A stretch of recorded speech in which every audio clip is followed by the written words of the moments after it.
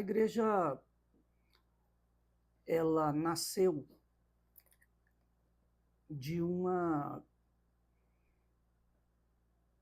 incógnita, de uma falta de direção. Eu estava com 20 e alguns anos, estava consolidado dentro do ministério que fazia parte, era talvez o melhor momento da minha vida, no sentido da ministério, a pessoal, esse tipo de coisa. E o Senhor começou a usar pessoas, líderes da própria Igreja de Deus, da denominação que eu fazia parte, na Espanha, nos Estados Unidos, na Argentina, para falar que eu sairia. Então eu tinha feedbacks, eu tinha retornos ministeriais muito positivos do que me aguardava para o futuro. E eu tinha essa consciência, eu tinha plena consciência de onde eu estaria e por que estaria, como estaria. E nesse momento começou esses profetas, esses homens de Deus, mulheres de Deus, começar a me abordar e falar que eu sairia. E que era para mim sair. Eu fiquei nessa luta 1 ano, tentando entender se isso era de Deus ou era uma questão maligna. E foi quando vários acontecimentos culminaram no momento que eu tinha que tomar uma decisão. Nós estávamos abrindo uma igreja, construindo uma igreja no setor Bueno, lá na T4, 4T63, né? Seria uma igreja, a estrutura dela para 700 pessoas. A fundação já estava feita, já tinha... O Cornélio Castelo já tinha vindo dos Estados Unidos, já tinha determinado uma oferta da igreja americana para poder fazermos. Seria talvez a melhor estrutura da Igreja de Deus no Brasil, seria lá. E quando eu comuniquei que sairia, as autoridades não permitiam. Ninguém queria que eu tomasse aquela decisão debaixo da supervisão deles. Então, eu tive que ir atrás para não quebrar hierarquia, porque eu não queria sair em desobediência ou em maldição, em rebeldia. Eu fui etapa por etapa. Tinha um supervisor de distrito, tinha um supervisor regional, o supervisor nacional, o diretor mundial de área e um dito Conselho dos 18, lá em Cleveland, nos Estados Unidos. O pastor distrital não aceitou a minha saída, o regional não aceitou, o nacional não aceitou, o de área não aceitou, até que eu consegui com o pastor Phil Sherman. Ele impôs de cima para baixo a decisão de que eu estava livre para poder sair. Quando eu saí, vários outros pastores me procuraram, porque, tipo assim, onde você vai, nós vamos. Eu falei, olha, eu não sei para onde eu estou indo, eu não sei o que eu vou fazer. E a última coisa que eu quero na minha vida é alguém dizendo que eu dividi a igreja. Então, não aceitei nenhuma pessoa acompanhar. E voltamos e vim aqui para casa, que é do lado onde é a igreja, vocês conhecem. Eu organizei mais ou menos a garagem, porque aí tinha o Maurício, a Elisângela, o pastor Lucas, a Regina, o Claudner, né, que são pessoas que não quiseram.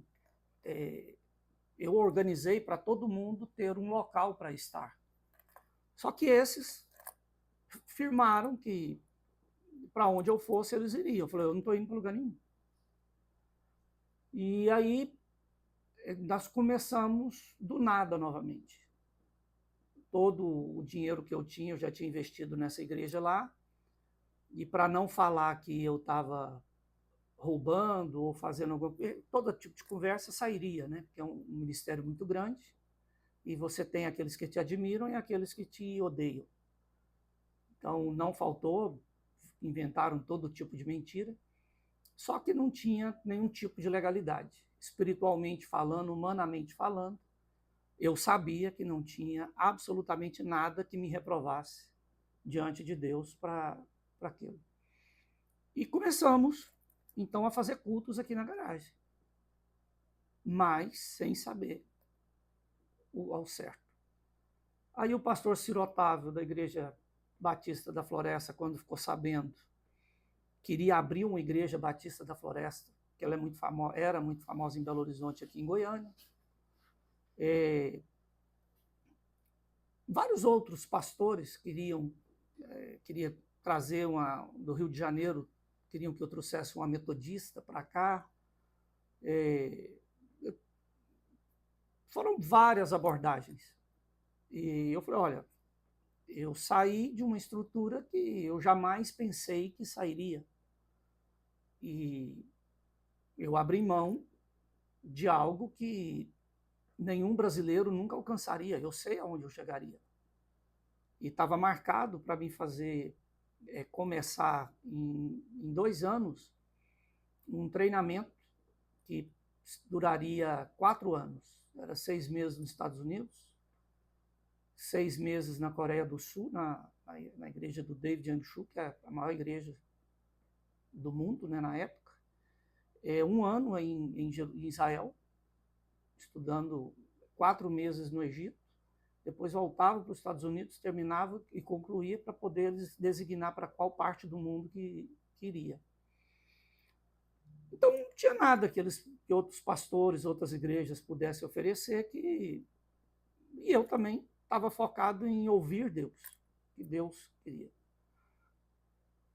Eu trabalhei a maioria do tempo em questões administrativas, em supervisionamento. Então, eu fazia pagamento dos pastores, 2.000 e tantos pastores ordenados no Brasil. Então, salários, ajudas. E eu tinha uma função que a maioria odiava, e eu que por obediência fazia, que era a questão de lavrar atas.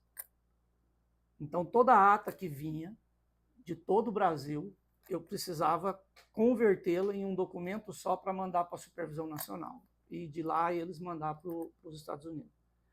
Então, não tinha nenhum acontecimento no Brasil que eu não soubesse. Não tinha nenhuma fofoca de igreja, nenhum barraco de igreja, nenhum pega para capar de pastor com pastor que eu não sabia. E durante todos os anos que eu trabalhei com isso, uma das coisas que eu tinha muita dificuldade era a competição ministerial. É o tempo inteiro pastor tentando derrubar pastor.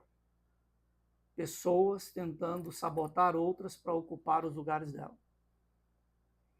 Eu nunca consegui encaixar isso junto com a mensagem do Evangelho. E quando eu saí e eu estava aqui e não tinha vínculo algum, eu até tive um tempo onde eu viajei muito, fui para vários lugares, várias igrejas, ajudei vários pastores, igrejas, e chegou um ponto que eu me cansei daquilo também. Os mesmos pecados, os mesmos erros, as mesmas mentiras, as mesmas fraquezas. E devido a essa competição, essa maldade dentro da igreja, eu comecei a buscar de Deus sobre como poder quebrar esse ciclo. Porque o que adiantaria eu começar uma igreja que se tornaria exatamente o mesmo que todas as outras? Então, qual O nome foi a primeira coisa. Primeiramente aqui eu não sabia o que fazer e culminou Deus falando, comece um novo ministério, uma nova história, uma nova forma de viver e entender igreja. E naquilo que Deus colocava no meu coração, eu não tinha nenhuma referência, não existia laboratório, não existia alguém que tinha feito, que tivesse feito. Eu sempre fui autodidata e gosto muito de conhecimento. Então, buscar conhecimento em todas as áreas. E com isso eu me especializei mais ainda na questão teológica. Fiz licenciatura, mestrado, doutorado. Depois eu devo de ter feito mais de uns 100 cursos técnicos de cromoterapia, musicoterapia, ciências ocultas, religiões africanas, as religiões asiáticas, hindus, religiões da América Central, tudo aquilo que diz respeito à espiritualidade no mundo todo. Eu fiz vários treinamentos de cursos, desde hipnose ao entendimento da física quântica, a estudar a fé como uma ciência não compreendida. Então, nesse período, devido a toda a bagagem que eu já tinha, eu devo de ter lido uns 5.000 livros e feito vários treinamentos. Se eu for pendurar todos os diplomas que eu tenho, precisa de muita parede. Só que aquilo nunca me completou no sentido de entendimento. Sempre estava faltando alguma coisa. E esse desafio em como lutar, trabalhar uma igreja que não se odeia, que não se mutila, que não se sabota, que não se divide. E um dia eu sonhei com uma pessoa falando comigo sobre um texto que está no Evangelho de Marcos. E a pessoa dizia assim: aquele que quiser ser o maior, que sirva a todos. E eu passei a focar toda a minha atenção no entendimento desse texto, desse versículo. Fui fazer exegese novamente, fui ler ele no grego, depois eu traduzi da Septuaginta, que é do grego, depois eu fui para a Vulgata, que é a tradução do grego para o latim, busquei informações em aramaico para fazer toda a exegese, para poder ter uma ideia mais profunda sobre o assunto. E aí eu fui convidado para poder fazer um treinamento, dar um curso para a formação de diáconos em uma igreja batista, em Belo Horizonte. E eu aproveitei e aprofundei a entender o ministério diaconal, a função, o que era, como era, de onde surgiu, quais as referências, as bibliografias dos livros apócrifos, dos livros pseudepígrafos, tudo aquilo que a teologia sistemática exclui. Eu fui atrás de todas as informações, os pergaminhos do Mar Morto, da comunidade de Qumran, da igreja etíope, que tem a Bíblia mais antiga do mundo, né? E ela tem a Bíblia etíope, ela tem todos os livros que o Concílio de Nicéia excluiu da Bíblia. Então, então, nessa busca, eu me encantei com a figura da representação do diaconato, ao ponto que, na igreja antiga, a figura mais importante da igreja eram os diáconos, não eram os apóstolos. E entre eles foi o primeiro mártir, que é Estevão, Filipe, um homem que era transladado no tempo e espaço. Ele se locomovia, ele saía daqui e ia para outra região teletransportado. Então, o Barnabé como um dos diáconos, o homem da grandeza de Barnabé. E entender o que era o diácono e a origem da palavra, dia, que significa poeira, significa sujeira, e konos, que significa passagem, diáconos. Então, literalmente, a tradução é aquele que não tem medo de se sujar no serviço ao seu Senhor. É aquele que não se poupa para cumprir a sua missão. É aquele que não precisa ser repreendido, porque ele é excelente no servir. E daí, buscando a informação maior sobre esse texto, chega ao apóstolo Paulo. Quando eu fiz o meu doutorado, a tese eu tive que defender sobre a bibliografia de Paulo. Então eu tive que ler uma infinidade de livros extra currículo teológico, que faziam referência à figura de Saulo de Tarso, né?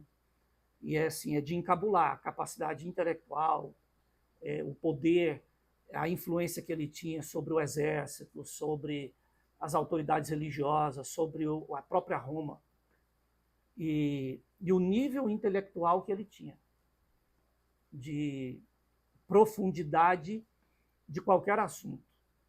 E quando ele converte, ele se retira para o deserto. E ele fica 14 anos ressignificando tudo o que ele sabia para começar a pregar o Evangelho. E uma das mensagens que ele traz é sobre quem me livrará desse corpo de morte, que era uma sentença romana, aonde uma pessoa que cometia um crime hediondo contra outra pessoa, assassinava uma pessoa por crueldade, e sendo isso comprovado, aquela pessoa morta era amarrada às costas da pessoa que matou, e ele deveria andar com aquele corpo em putrificação vários dias. Ele não podia tirar o corpo em decomposição das costas. E Paulo fala, e ele diz exatamente isso, ele fala, eu me sinto, o meu Paulo, eu espiritual, quando eu tenho que lidar com o eu, Paulo, carnal, eu sinto que estou carregando um corpo de morte, porque eu sei o que eu devo fazer, mas eu não consigo. Então, ele fala, por isso agora eu me tornei doulos do Senhor, me tornei servo do Senhor. Sempre que você lê no Novo Testamento a palavra servo, ali está escrito diáconos, doulos, que a tradução literal é escravo. O doulos não é uma pessoa que tem direito de escolha. Ele é alguém que se entregou em totalidade. Qual a diferença do doulos para o escravo, que talvez na nossa cultura ocidental tem? É porque o escravo, como tem em toda parte do mundo, ainda hoje existem milhões de escravos no mundo, eles são tolhidos de liberdade. Eles são sequestrados em algum momento, aprisionados em algum momento, e é tirado deles o direito de ir e de vir, de decidir, de falar. Mas quando Paulo fala doulos do Senhor, ele está fazendo uma referência à lei do levirato, que é quando todas as dívidas dos judeus, quando inteirava 50 anos, de 50 em 50 anos, era o ano do levirato. E quando chegava aquela data, todas as dívidas eram perdoadas. Só que, às vezes, aqueles certos judeus que, por várias vezes, tiveram que se colocar como escravos para poder arcar com as dívidas que criavam, ele sabia que ele não tinha condições de ser livre. Então ele chegava na pessoa que o havia comprado durante 7 anos e falava assim, eu não quero a minha liberdade. Eu quero me tornar servo seu para o resto da minha vida. Eu quero pegar tudo que eu tenho e entregar aos seus cuidados. E eu e a minha família seremos escravos seus por toda a nossa existência. E geralmente aquele homem tentaria desencorajar a pessoa a fazer isso, porque ele iria devolver os bens, pagar o salário dos 7 anos que ele trabalhou para a pessoa recomeçar de uma vez, e ele podia recomeçar a vida. Mas algumas pessoas falavam, não, eu vou me endividar de novo, vai virar bagunça novamente. E quando isso não era possível e o Senhor não conseguia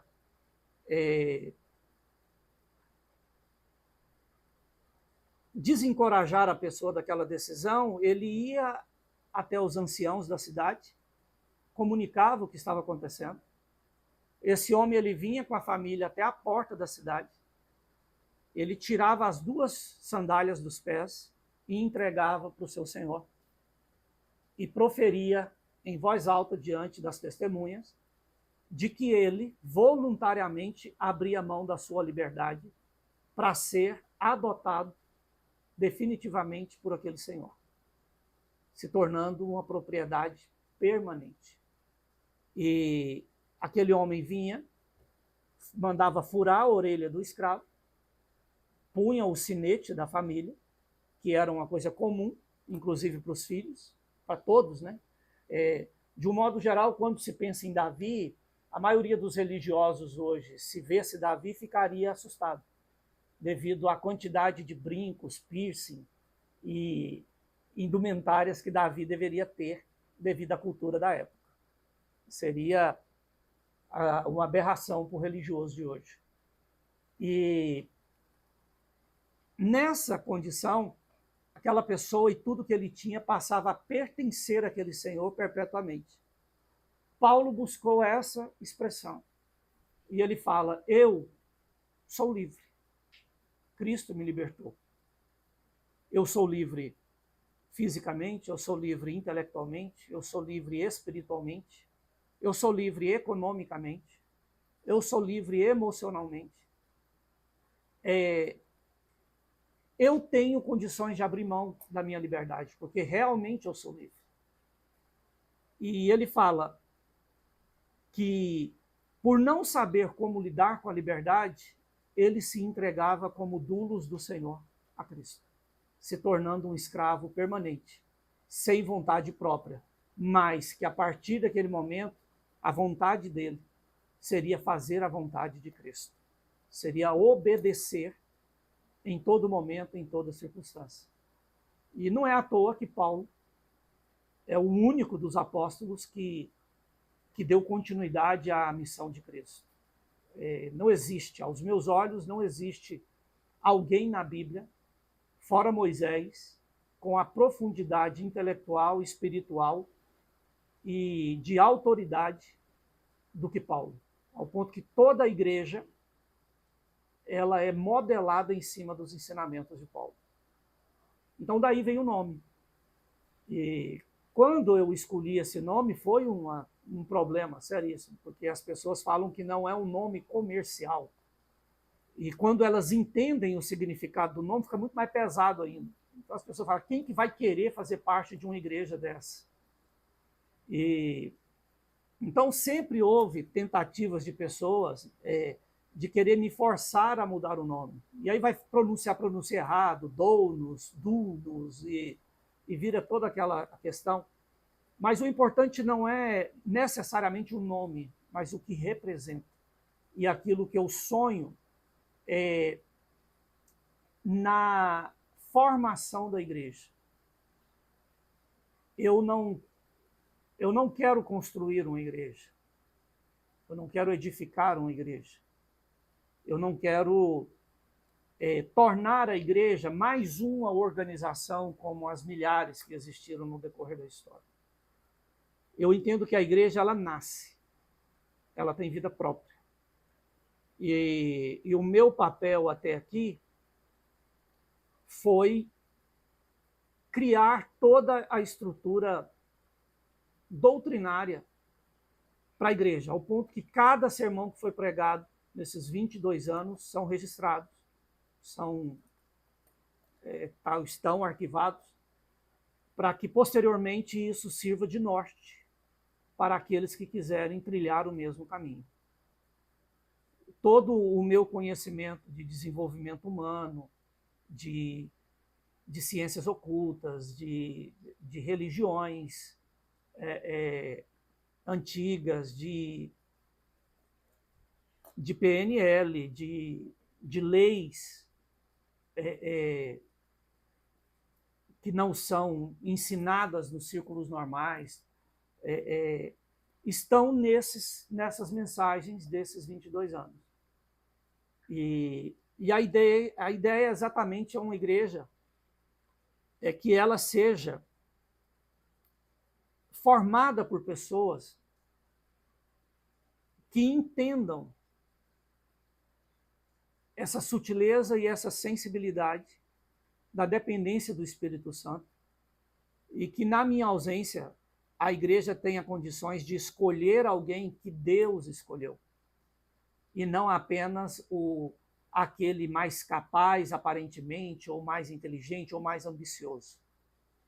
Que a igreja siga o caminho de escolher as pessoas que Deus escolheu. Que o Espírito Santo possa conduzir isso. E uma das coisas que mais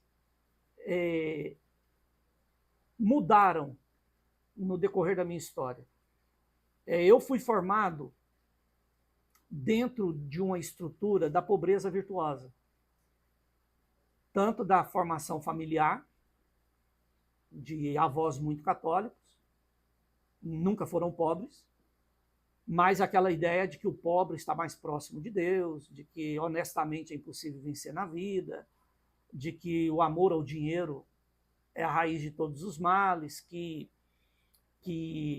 prosperidade é um agente corruptor. E quando eu converti, que passei a fazer parte de uma denominação que é considerada a primeira igreja pentecostal na história, depois da Reforma Protestante, essa ideia de que a pobreza virtuosa ela é a qualidade da humildade, ela é a qualidade do servo de Deus, que a manifestação espiritual ela precisa ser transcendental e emocional, e porém com uma realidade que eu odiava.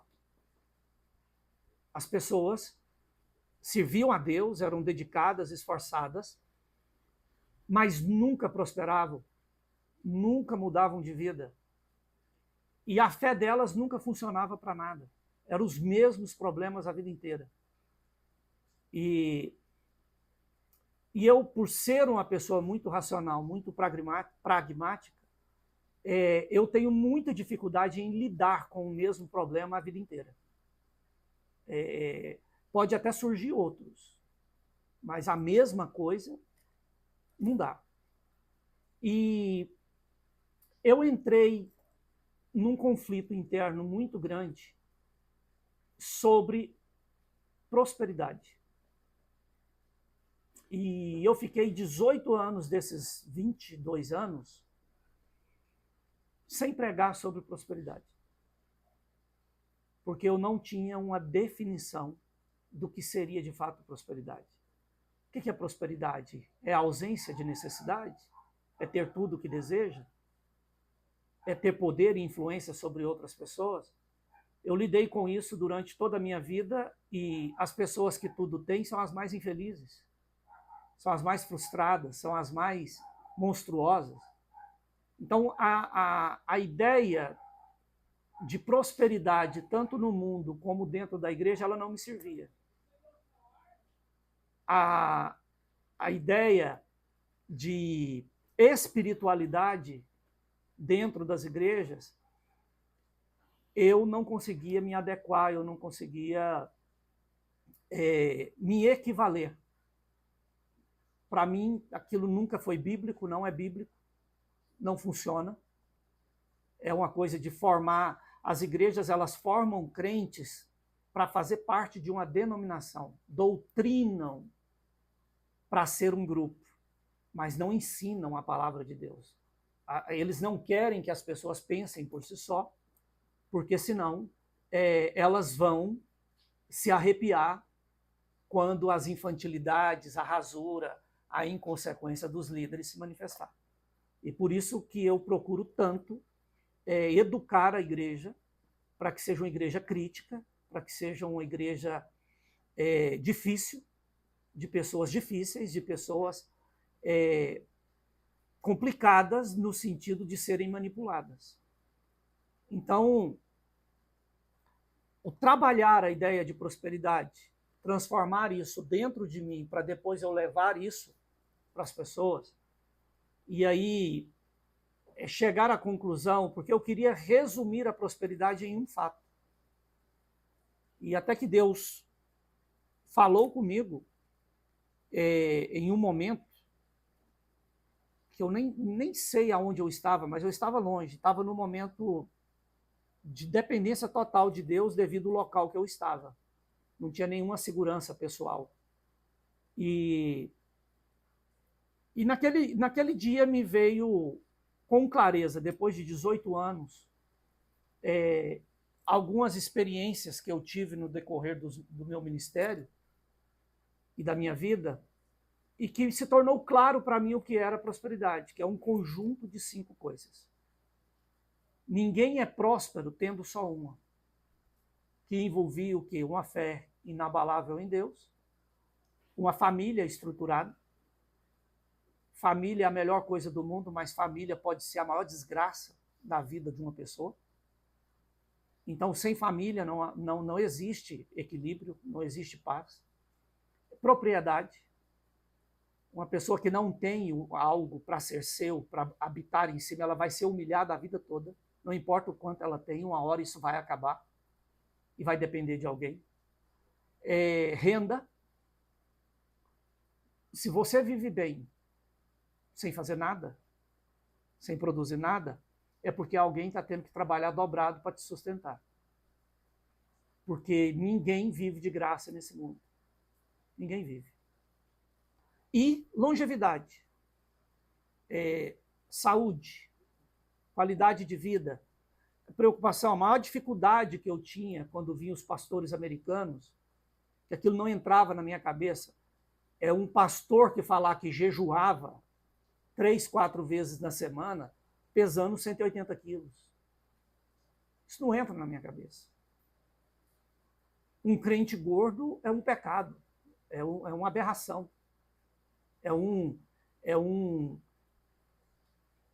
uma entrega a um pecado de morte, a um pecado capital, que é a glutonaria. É a falta de disciplina, é a falta de lutar. E esse é o mal, a doença do século, né? É a obesidade. Então, vivemos uma sociedade obesa. Busque imagens, fotos da década de 40, 50. Você não via pessoas gordas. Todo mundo esguio, todo mundo... e nós vivemos... Então, quando eu pego e eu lidava com aquilo e me via aquela imagem de uma van para carregar 4 pastores, e essas pessoas se diziam de Deus, e quando eu vejo isso para mim é uma afronta absurda, é um escárnio. Então, e essas coisas caracterizam prosperidade. Foi uma coisa que mudou a minha vida. Mudou a minha vida e que me levou a levar isso para outras pessoas com segurança. E que a fé, ela precisa funcionar. Uma fé que não transforma, uma fé que não traz resultados, ela é inútil. Ela é desnecessária. Então, a fé, ela caminha com princípios, com legalidades. E se você ignorar essas legalidades, você nunca vai usufruir do que a fé tem para dar. Por isso, vocês já pararam para observar quantos, Luana, Bianca, aqui que estão aqui comigo, quantos milagres acontecem continuamente dentro da nossa igreja? Em todos os sentidos. Desde gestação, homem estéril, mulher estéril, câncer, problema cardíaco, tragédia com veículo, livramento em todas as formas. Então, nós somos uma igreja que vivemos milagres todos os dias, sem forçar a barra com falsa espiritualidade um segundo sequer. Então, como igreja, para mim o mais importante as pessoas que fazem parte da igreja é a sinceridade, serem pessoas sinceras. Sinceras de que sentido? Falar tudo o que pensa? Não, isso é ser bobo. Isso é ser um peso social, isso é ser um idiota. Uma pessoa que não tem filtro, que não tem controle emocional, o que vem na cabeça fala. Não. Mas de ser pessoas sinceras no sentido de sincera, sem defeitos ocultos. Que as pessoas elas tenham liberdade na nossa igreja de falarem que estão doentes e não serem recriminadas por isso. De chorarem de tristeza e não serem tidas como sem fé por conta disso. De poderem expor as suas fragilidades sem ser perseguido, sem ser massacrado, sem ser diminuído. Então, esse tipo de sinceridade é a única coisa que eu peço na igreja. Eu não tenho problema com fraqueza, com infantilidade, com cair. A pessoa pode cair 1000 vezes. Enquanto eu entendo que ela está sendo sincera, eu nunca vou soltar a mão dela. E como igreja, o que nós oferecemos? E sempre foi liberdade. Nunca houve alguém, e já devo de ter passado umas 800 famílias na nossa igreja, nunca houve alguém que chegou na igreja e que a vida dela não foi mudada. Só que nem sempre suporta o processo. Uma coisa é mudar a realidade da vida. A outra coisa é se adequar como um doulos do Senhor. É aquilo que é o que eu espero que a igreja seja. E aí esse processo dói, né? Esse processo ele exige uma transformação interna muito grande de cada indivíduo, porque aqui ninguém é vigiado. Ninguém é vigiado. Então, para mim, outro valor que é extremamente importante é a liberdade. Então, se uma pessoa chega até mim e fala assim, pastor, eu vou sair da igreja. Paz do Senhor. Vai com Deus. Ela não vai sair amaldiçoada, ela não vai sair perseguida. E eu jamais vou usar um argumento que seja para impedir essa pessoa de sair. Como também nunca convidamos pessoas de igreja alguma para fazer parte da nossa igreja. Nunca permiti isso acontecer. E devido ao que eu faço, no quesito de desenvolvimento humano, ajudando, lidando com problemas de ministério em todos os locais, são inúmeras as pessoas de outras igrejas que me procuram querendo vir para a igreja. Eu nunca aceitei nenhum. Não, resolve na sua igreja. Então, esse proselitismo dentro da igreja, isso para mim é um pecado absurdo. Pessoas, ao ponto que hoje não existe conversão. O que acontece é mudança das pessoas de uma igreja para outra. Uma igreja ela cresce não porque o ímpio converteu. Elas crescem porque o bando da novidade todo dia está pulando, migrando para um local ou outro. A igreja se tornou especialista em tirar membros da igreja de outras pessoas. Eu não vejo isso como de Deus, eu não vejo isso como importante, como relevante, e não faço questão alguma de ter o rebelde, de ter aquele que pecou em outro local, fingindo que está tudo bem dentro da minha igreja, da nossa igreja. Então, nós temos os nossos valores, que eu procuro pautar tudo que é feito na igreja por esses valores. O primeiro deles é prosperidade, que é exatamente o que eu falei: fé, família, propriedade, renda, longevidade. O segundo valor é a coragem, porque um homem covarde, uma mulher covarde nunca vai conseguir servir a Deus e não vai conseguir dizer não ao mundo e não vai conseguir dizer não à própria família para poder amar e servir a Deus se necessário for. O terceiro valor é a honra,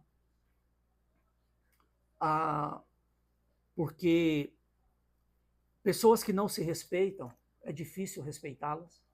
Então nós precisamos que as pessoas da nossa igreja, elas entendam que elas precisam ser honradas e que elas precisam ser respeitadas. E para isso elas precisam se dar ao devido respeito. É a verdade, porque sem a verdade, querer ela a todo custo, doa o quanto doer. Eu falar assim, eu descobri na verdade que eu estou errado e eu vou engolir essa verdade e vou me transformar. Sem isso não existe fé legítima. Existe religião corrupta. Então a verdade é um valor que nós valorizamos. O juízo correto das coisas. Então, por isso eu ensino toda a igreja a nunca ouvir apenas um lado. Então, toda pessoa que chega até mim como pastor, eu pergunto: você está desabafando ou você está pedindo ajuda? Se a pessoa falar, eu estou desabafando, então senta o cacete, fala mal de quem você quiser, porque eu não vou fazer juízo de ninguém, eu só simplesmente vou ouvir a pessoa. Não, eu estou aqui porque a minha esposa, ou o meu marido, ou o meu sócio, ou o meu irmão destruiu a minha vida. Então, automaticamente, eu paro na hora e falo, eu preciso ouvir a outra pessoa. Não, eu não aceito o senhor ouvir a outra pessoa. Então, tem tão pouco eu vou te ouvir. Porque eu não vou fazer juízo de alguém que não pôde se defender. E é isso que eu espero que a igreja faça. Não entrar em contenda dos outros porque ouviu alguém falando algo e já entra de cara querendo fazer uma justiça em cima de uma injustiça. Então, se um membro nosso tem esse comportamento da igreja, eu desprezo essa pessoa com todas as forças da minha alma. Eu tenho vergonha dessa pessoa estar próxima a mim. E justiça, porque tem que haver consequência. O nosso Deus não é um Deus de injustiças. E perdão sem arrependimento, para mim, é uma coisa inútil. Tem que perdoar o fulano, ele está arrependido? Não. Então, não vá atrás, não persiga, não pague o mal com o mal, faça você o que é certo. Mas perdão sem arrependimento é inútil. Jesus amou, veio para salvar todo mundo, mas só vai ser salvo quem se arrepender, quem se humilhar e quem buscar o novo nascimento, não é isso? Então, e por último, o amor, que é o último dos nossos valores. Por quê? Porque depois que você passa, que você quebra a pobreza na vida da pessoa, que você trata a desonra, que você trata a mentira, que você trata a injustiça, que você trata os erros, sobra muito pouca coisa. E aí o amor é que reconstrói essa pessoa. Então, amar quem está errado, você está destruindo a vida dela. Então, para mim, o amor, e o que eu ensino na igreja, que ele é o último dos princípios, é o último dos valores a ser aplicado. Porque depois que você fez todo o restante, o amor vai reconstruir essa vida corretamente e vai fazer de vocês, de você, do outro, pessoas melhores, mais próximas de Deus, servos melhores de Deus. Para o futuro,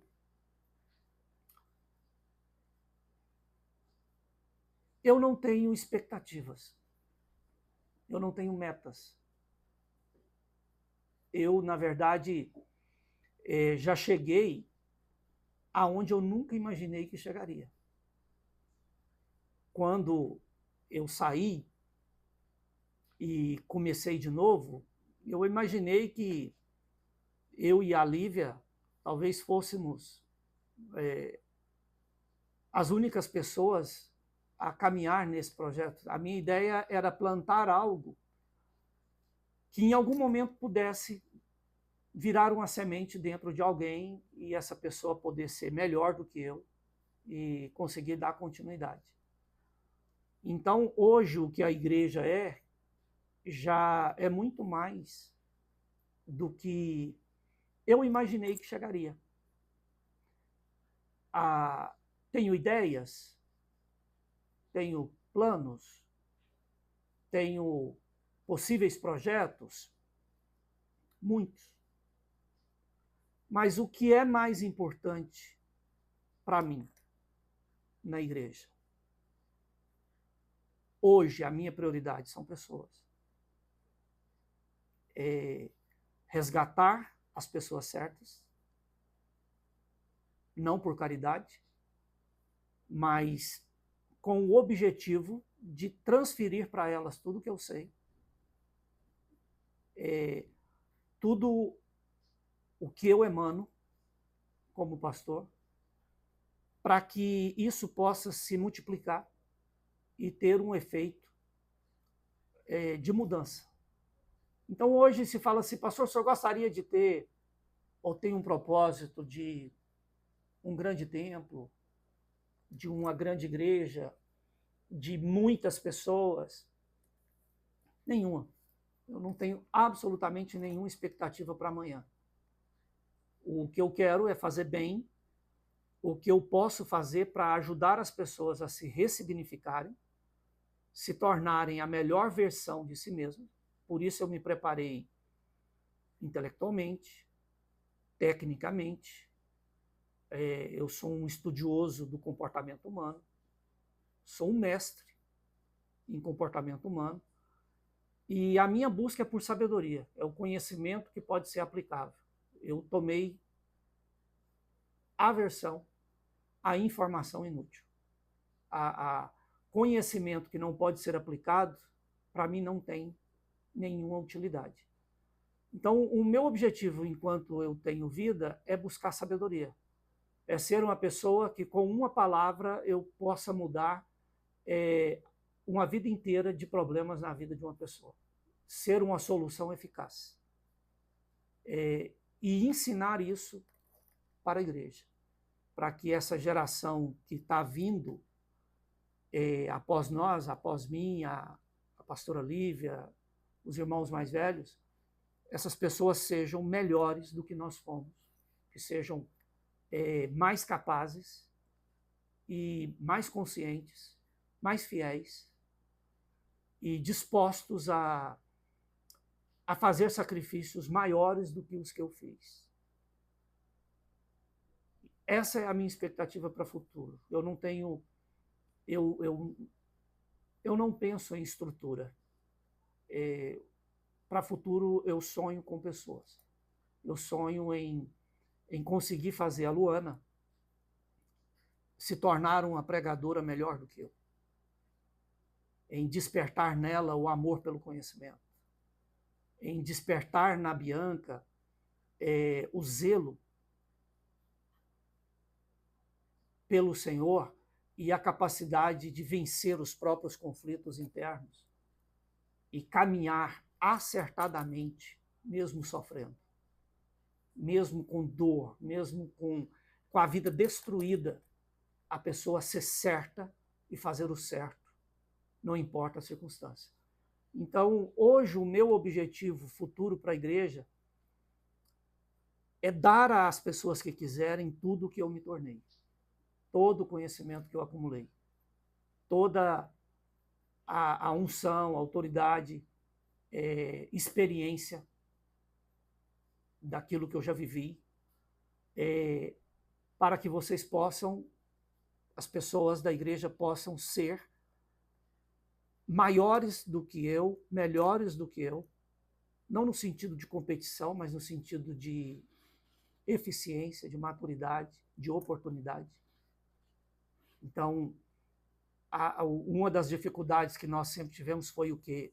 Pobreza, falta de recursos, porque por não aceitar determinadas coisas, não aceitar qualquer tipo de oferta para poder ensinar a igreja a ofertar corretamente, e não aceitar dinheiro de político, e não aceitar dinheiro de bicheiro, não aceitar dinheiro de gente que queria lavar dinheiro usando as contas da igreja.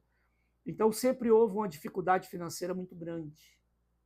E vencer, construir a igreja sobrevivendo com dificuldade é muito complicado. E por isso eu luto tanto para que as pessoas da igreja elas tenham autonomia financeira. Eu não quero pobres na igreja. Não existe virtude na pobreza, no pobre. Pastor, eu sou pobre, eu não posso ir à igreja. Se você gosta dessa condição, te aconselho não vir. Se você quer mudar de vida, eu darei tudo que eu posso para te ajudar a mudar de história. Mas eu não entendo que o pobre ele tenha qualquer utilidade que seja. Ele é um peso morto, ele é uma vergonha, ele é um murmurador, ele é uma vítima que nunca deixa de ser vítima. Então,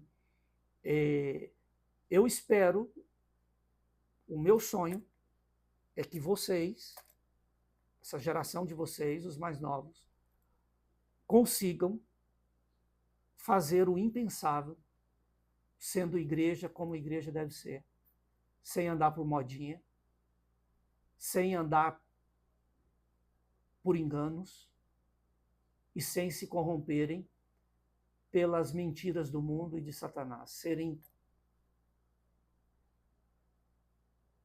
inteligentes o suficiente, espirituais o suficiente para perceber de longe qualquer ataque maligno, qualquer intenção maligna e eliminar isso de forma intelectual, física, emocional, com eficácia, com inteligência e com poder de Deus. Porque o evangelho ele é poder de Deus. Se não há poder, se não há milagre, é porque Deus não está ali. Por isso, Ministério Doulos, por isso essa história até aqui. Amém? Foi uma aula. Valeu.